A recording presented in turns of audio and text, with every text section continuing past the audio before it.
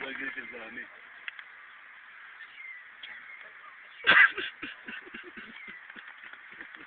מנסה לו על האוזן.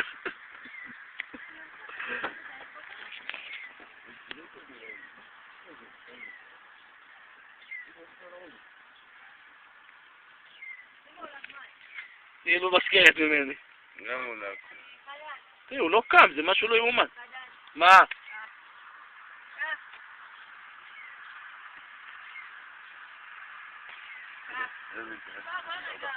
תעיר אותו חלאס, אחד, לא יפה, לא יפה אחי. הוא לא שומע כלום.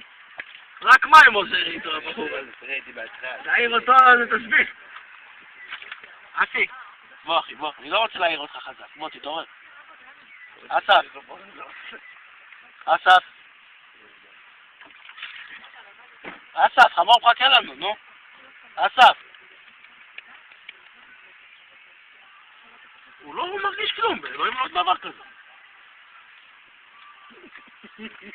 הוא לא מתעורר, מה אני אעשה? אני חייב להעיר אותו. הוא לא מרגיש, באלוהים אני לא ראיתי, הוא נראה לי להתעלף. ממי, זה מה לשון הזה הביאה? אבל על הפנים, זה יפיל לך את האוטו. על הפנים, ביד זה שימו על הפנים. לא, באוטו זה יתייבש. הוא דפוק כמו דחליל, אני לא יודע מה לעשות איתו. זה בעיה איתו, זה סרט איתו, כל פעם זה סרט מחדש, אני לא יודע מה לעשות. צריך למצוא לו את התרופה, עוד לא מצאתי אותו. תיקחו את האוטו.